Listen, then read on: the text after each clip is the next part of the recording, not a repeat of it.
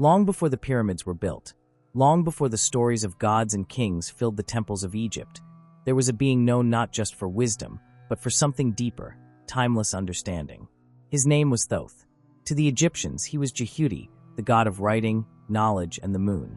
But many spiritual seekers across history believe he was much more than that.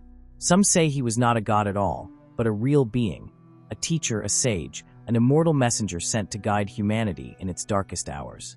This is where our journey begins. Imagine a time when the earth was young and civilizations were just beginning to form. According to ancient texts and mystical traditions, Thoth did not come from Earth, but from a higher realm, or perhaps another star system. Some say from Atlantis, others from beyond the stars. In the Emerald Tablets, Thoth himself claims to have lived through multiple lifetimes, appearing again and again to bring knowledge to those who were ready. He was not just a recorder of history, but the one who gave humans the ability to think, write, and evolve spiritually. In Egyptian mythology, Thoth is described as having the head of an ibis, a bird known for its long beak and elegant movement. Symbolically, this bird represented higher thinking and divine communication. Thoth's image is often shown holding a writing tool and a scroll, standing between the gods and men, balancing chaos and order.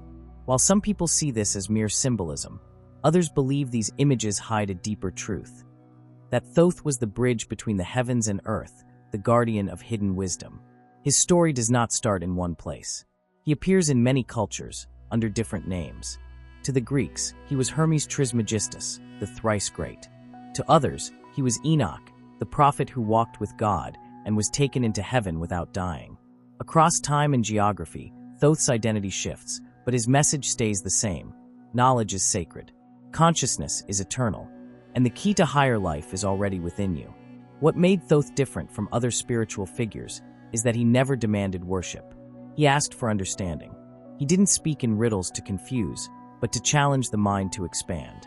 He gave humanity tools to think deeply, to reflect, and to awaken from the illusions of the physical world. And perhaps that is why his teachings were hidden for so long.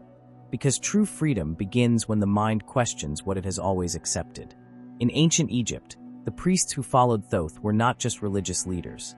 They were scientists, astronomers, healers, and architects.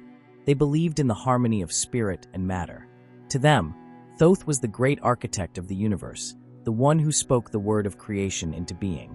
Every ritual, every symbol, every star alignment in the temples was guided by his principles.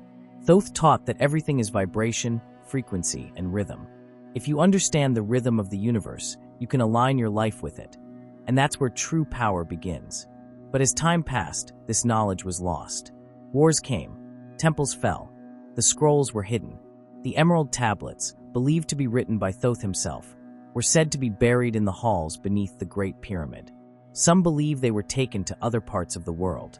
Others think they still rest deep underground, waiting for the right moment to be revealed. Whether literal or symbolic, these lost teachings are not truly lost. They are buried in our consciousness, waiting to be remembered. The real awakening begins when you stop seeing Thoth as just a myth and start recognizing the message behind the myth. This is the purpose of this journey, not to worship a forgotten god, but to rediscover a path of inner power. Because Thoth's teachings were never about building temples of stone, but temples of the mind. And if you listen closely, you can still hear the call today, a call to awaken, to remember who you are, and to reclaim the wisdom that was once known to all. Are you ready to take that step? Imagine holding in your hands a message from thousands of years ago, a message not just written in ink, but etched in emerald, a stone said to hold mystical energy and truth. This is how the Emerald Tablets have been described by ancient sources. Not ordinary scrolls or papyrus, but solid slabs of green crystal, inscribed with teachings so powerful, so timeless, that they've survived the fall of empires and the forgetting of ages. Attributed to Thoth himself, the Emerald Tablets are not just a relic of the past. They are a spiritual code that speaks directly to the soul, even today. But what exactly are they? The most well-known version of the Emerald Tablets comes from a mysterious text called the Emerald Tablet of Hermes, often linked to the Hermetic tradition. It's short, barely more than a few paragraphs, but it holds layers upon layers of hidden meaning.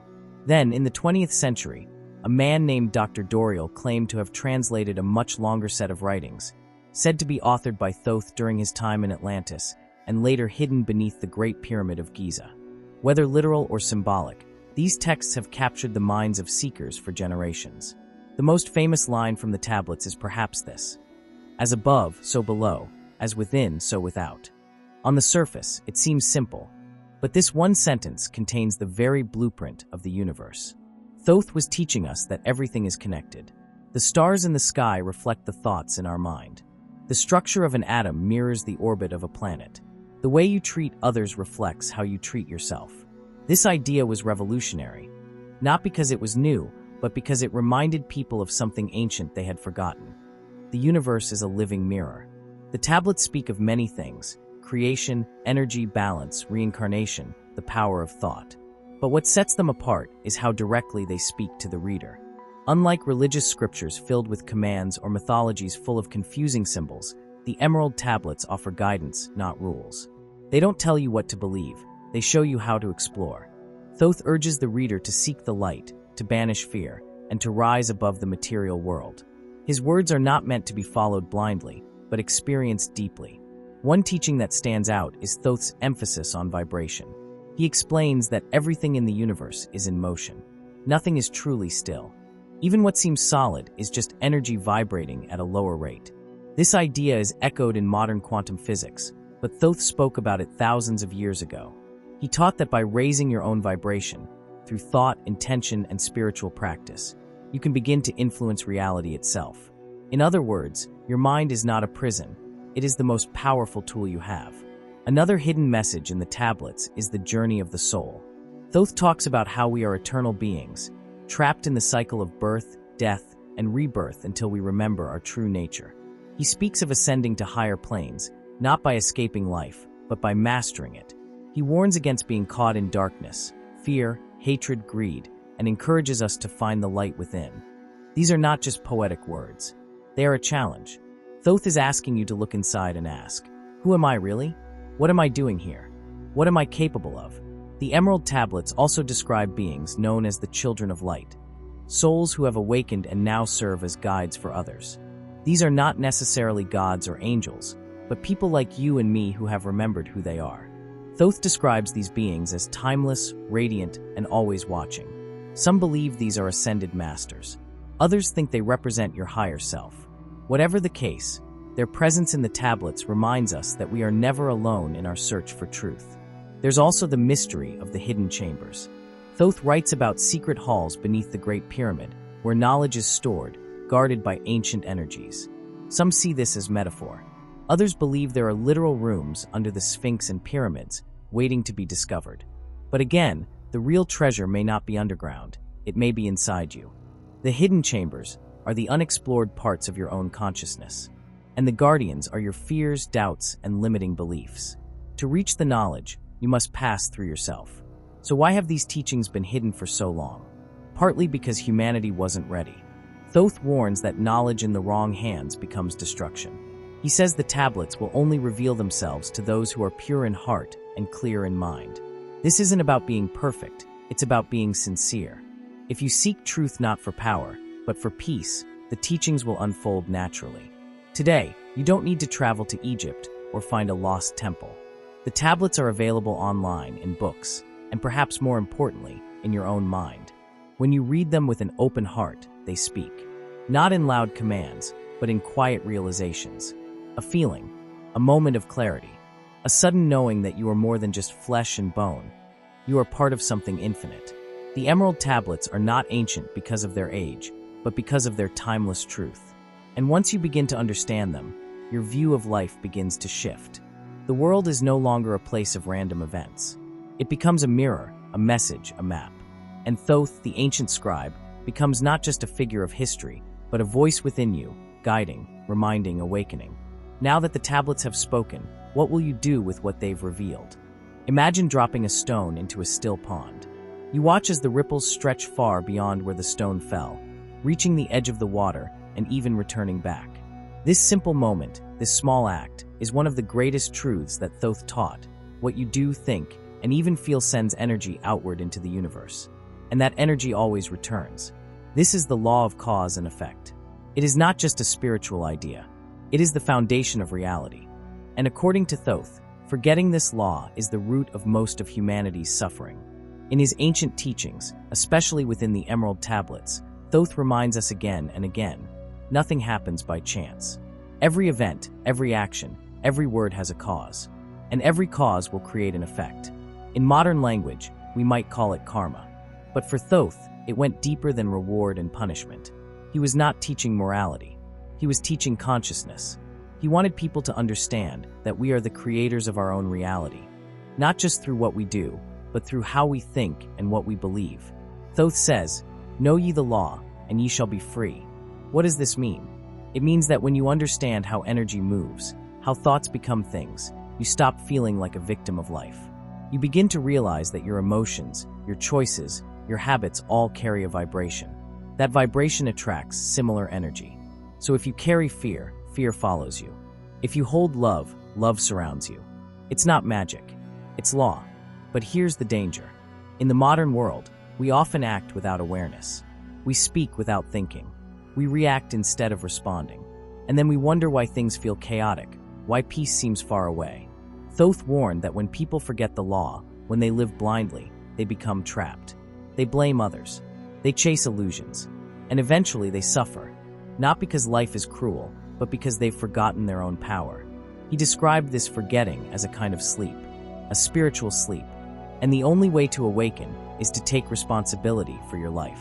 Not blame, not shame, responsibility. Thoth encourages us to watch our thoughts, to understand that what we think again and again becomes who we are. If you think you are weak, you begin to act weak. If you think you are strong, life gives you chances to prove it. The outer world simply mirrors your inner world. One of Thoth's more advanced teachings was that even your emotions create effects. He explains that fear attracts more fear. Anger draws in more reasons to be angry. But so does love. So does joy. This means you can shape your life not just through what you do, but through how you feel. If you want to change your future, begin by changing your emotional state. Begin by asking, what am I putting out into the world every day?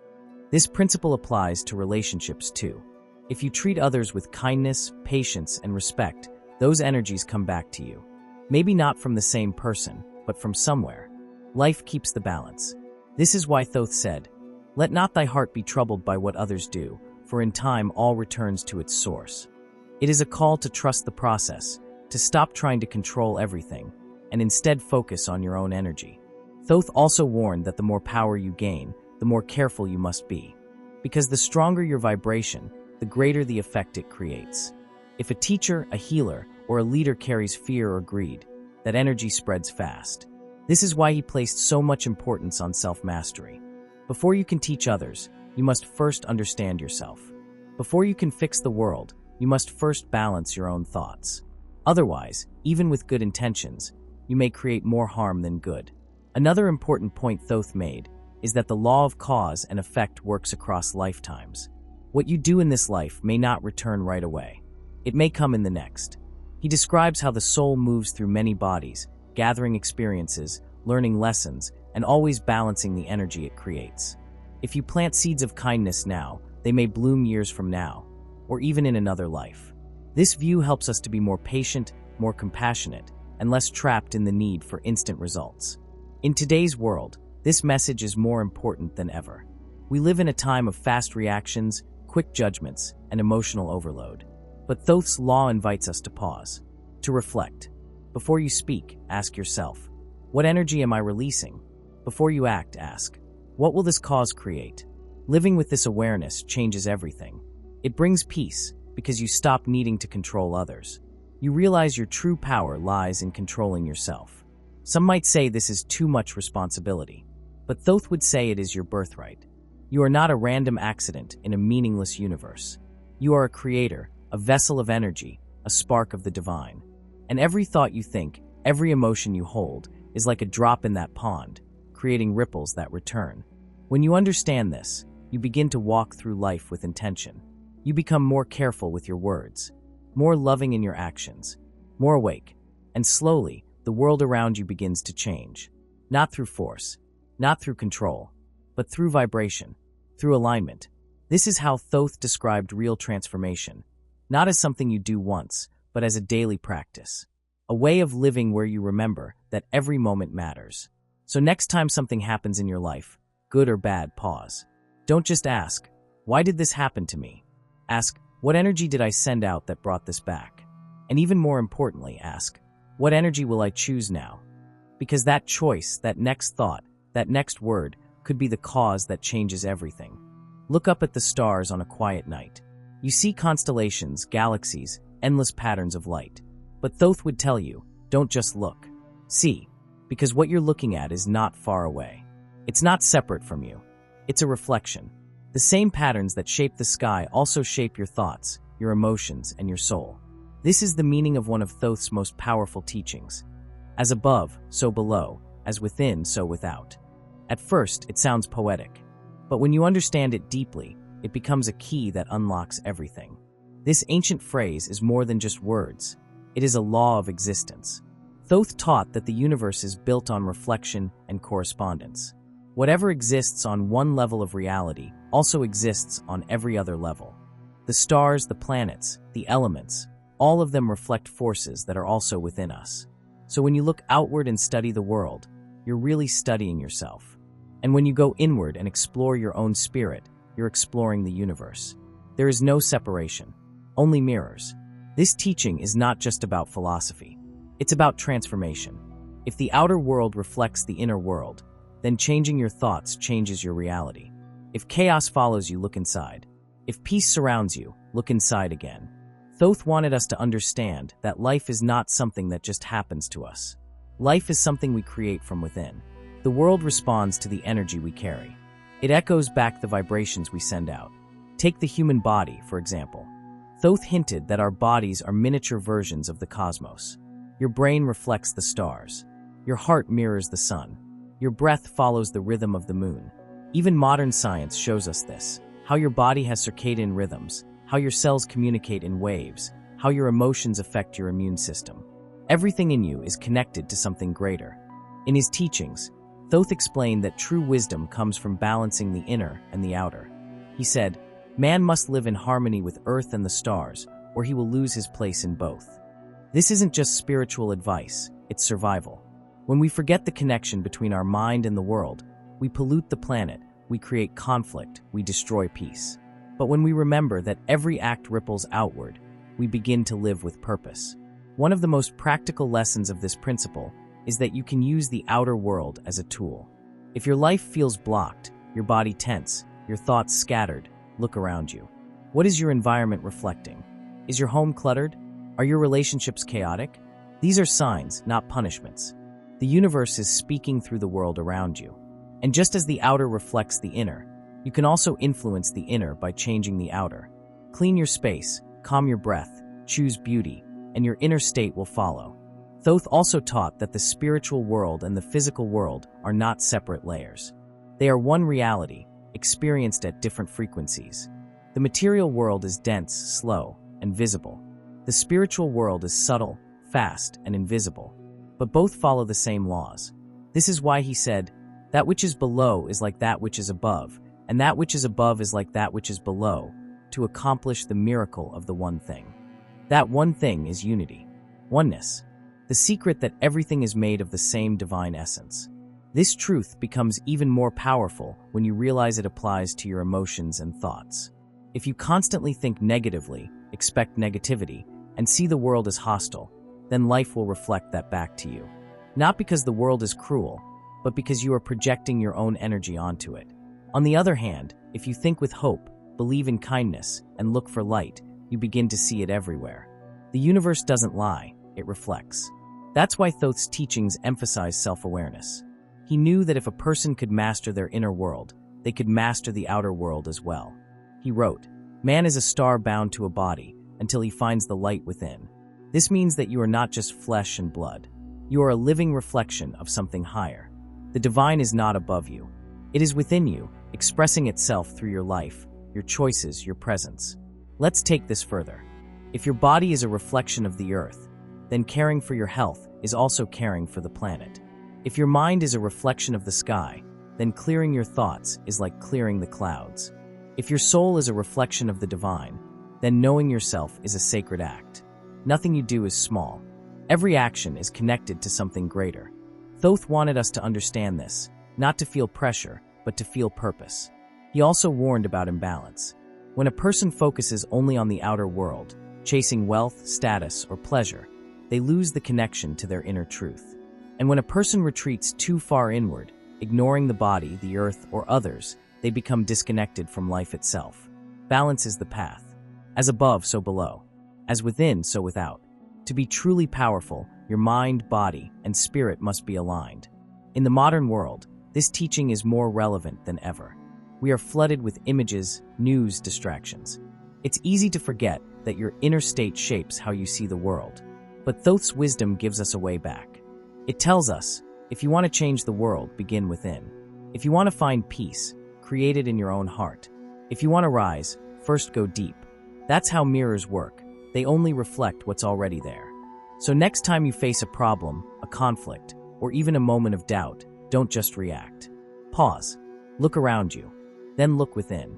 Ask yourself, what is this moment showing me about my own energy? And if the answer isn't what you hoped, don't fear.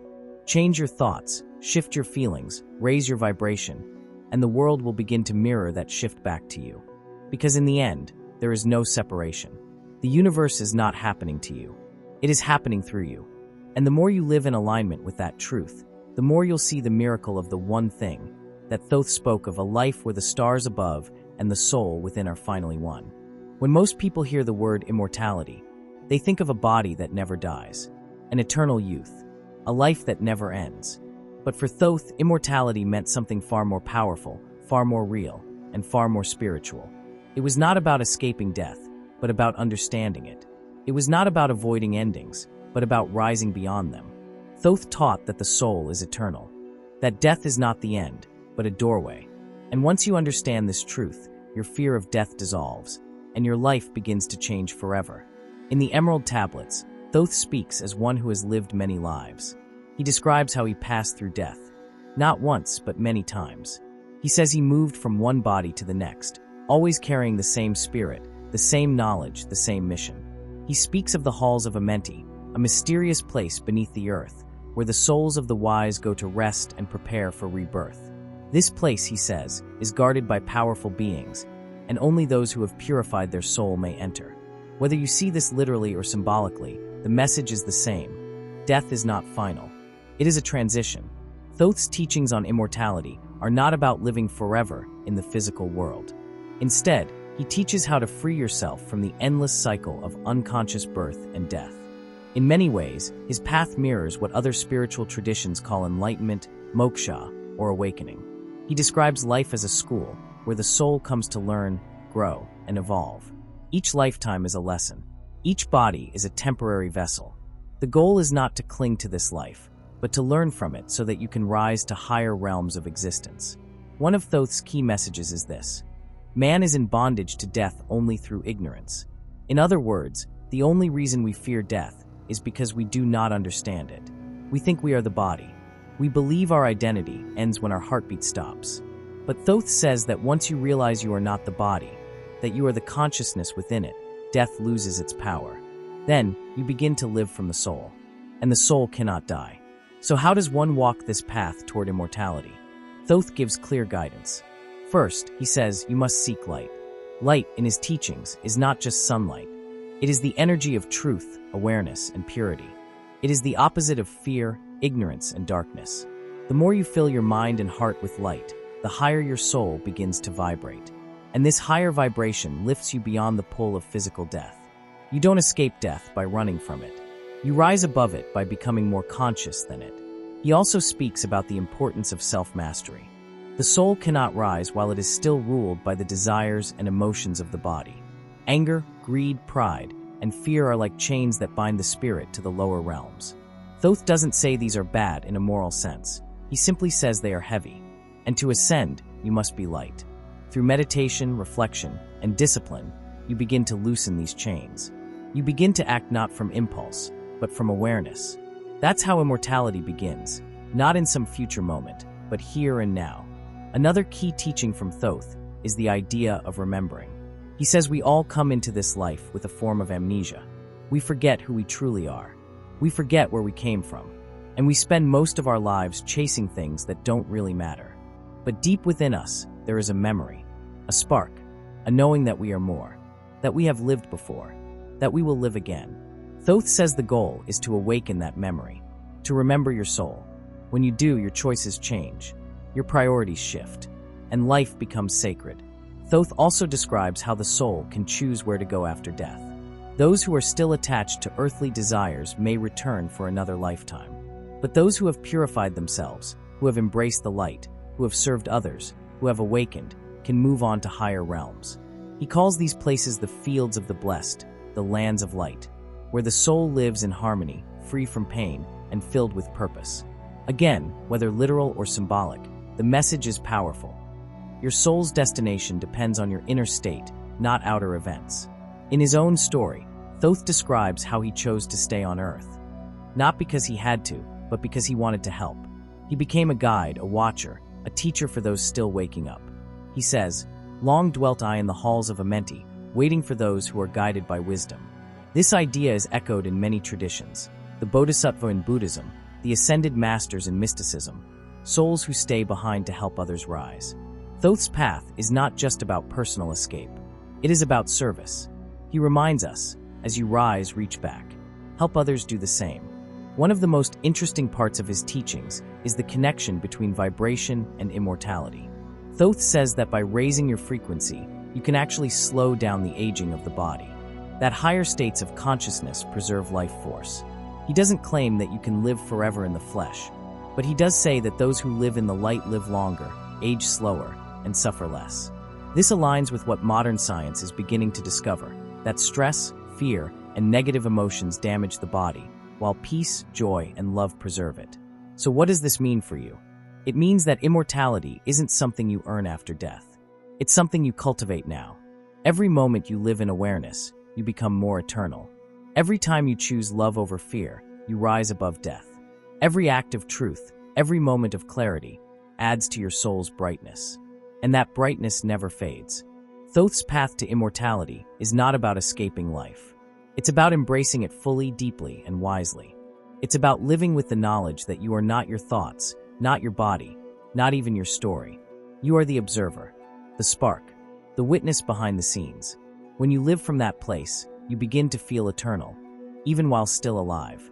And when the time comes to leave this body, you won't be afraid, because you'll know that you are just moving to another room, another form, another phase. And if you've walked the path with wisdom and light, that next step will not be the end. It will be the beginning of something even greater. So far, we've explored the mystery of Thoth's identity, the secrets within the Emerald Tablets, and the timeless laws he left behind. We've seen how his teachings explain the universe, life, death, and the soul's eternal path. But the question now becomes the most important one of all. How do you live this wisdom in your everyday life? Because if these teachings are truly sacred, if they have the power to change your life, they must be more than ideas. They must become action, experience, a way of living. Thoth never wanted his words to become just another religion. He didn't ask for temples to be built in his name. He didn't demand worship or blind devotion. Instead, he left behind tools, keys, practices, and more than anything, he asked us to think, to seek, to wake up from the sleep of unconscious living and become what he called children of the light. This is not a title. It's a way of being, a way of walking through the world with awareness, balance, and power. So what does it look like to live the teachings of Thoth? It begins with thought. In the Emerald Tablets, he writes, "Man is what he thinks, a brother of darkness or a child of the light." He is clear. Your thoughts shape your vibration, your reality, and your destiny. This means that every day, the first step is to watch your mind. Become aware of your mental patterns. Are they filled with fear, judgment, and complaint? Or are they built on clarity, love, and truth? Start simply. When you wake up in the morning, pause before reaching for your phone or getting lost in the rush of the day. Sit for a moment. Take a breath. Ask yourself, what kind of energy do I want to bring into the world today? This small ritual aligns your consciousness. It turns your attention inward before the noise of the world pulls you outward. Next, speak with intention. Thoth placed great importance on the word. He taught that the universe was created through sound, through vibration. The words you use carry power. They either heal or harm, expand or limit. Begin to speak less from reaction and more from awareness. Choose words that build, not break. Speak truth, even when it's uncomfortable. Speak light, even when surrounded by darkness. Every word is a spell. Every sentence is a choice. Another key practice Thoth encouraged was silence. Not just the absence of sound, but inner stillness. In a world filled with noise, silence becomes sacred. Spend a few minutes each day in complete stillness. Close your eyes. Breathe. Don't try to control anything. Just be present. This is not meditation in a complex sense. It's simply returning to your center. In that silence, the deeper part of you speaks. That's where intuition grows. That's where guidance comes. Living Thoth's teachings also means honoring balance. He was known as the master of duality, the one who balanced light and dark, spirit and matter, male and female. In your own life, ask, where am I out of balance? Are you working too much and resting too little? Are you giving too much and receiving too little? Are you caught in emotion without logic, or logic without heart? Harmony is not something that happens by accident. It is something you create through daily choices. And don't forget the body. Thoth taught that the body is the temple of the soul. That doesn't mean you have to be perfect, but it does mean you need to listen to your body. Nourish it, move it, rest it. When you care for your physical form, you create a stronger vessel for spiritual energy. You can't build a house of light on a weak foundation. Take time to reconnect with your body, not as something to control, but as something sacred. One of the most powerful ways to embody Thoth's wisdom is through service. He wrote, "Only in giving do you truly receive. Only in serving do you truly rise." Living the teachings means looking beyond yourself. Ask, who can I help today? It doesn't have to be dramatic. A kind word, a listening ear, a simple act of honesty. These things carry a vibration that travels further than you realize. Every act of service, done with love, multiplies your light. And then there's courage. Thoth's path is not for the faint of heart. It asks you to face yourself, to look at your fears, your wounds, your ego, and to transform them. This isn't easy, but it's worth it. Courage means being honest when it's easier to lie. It means walking away from noise to protect your peace. It means standing in light, even when the world laughs at your glow. The more you choose courage, the more the universe opens for you. Finally, never stop learning. Thoth was called the scribe of the gods because he never stopped seeking knowledge. Even after lifetimes, he continued to explore deeper truths. Make learning part of your path. Read sacred texts. Listen to teachers who inspire you. Reflect on your own experiences. Let life be your classroom. And always remain humble, because true wisdom grows when the mind is open, not when it thinks it knows everything. So how does your life change when you live the teachings of Thoth? You become lighter, not because life gets easier, but because you stop carrying unnecessary weight. You become clearer, not because you have all the answers, but because you trust the process. You become stronger, not by force, but by alignment. Fear fades, purpose returns, and little by little, the world around you begins to reflect the world within you. You don't have to become a priest or mystic to live this path. You just have to begin, right where you are, with your thoughts, with your actions, with your presence. Thoth didn't leave us a religion. He left us a way, a blueprint, a mirror. And now that you've seen it, the choice is yours. Will you return to sleep, or will you walk the path of light? Will you chase the illusions of the outer world, or will you awaken the power within? The teachings are not hidden anymore. They are here, alive, speaking through your curiosity, your longing, your questions. And if you listen closely, not with the ears, but with the heart, you'll hear the voice of Thoth even now whispering, "Rise, child of the light. The universe is within you."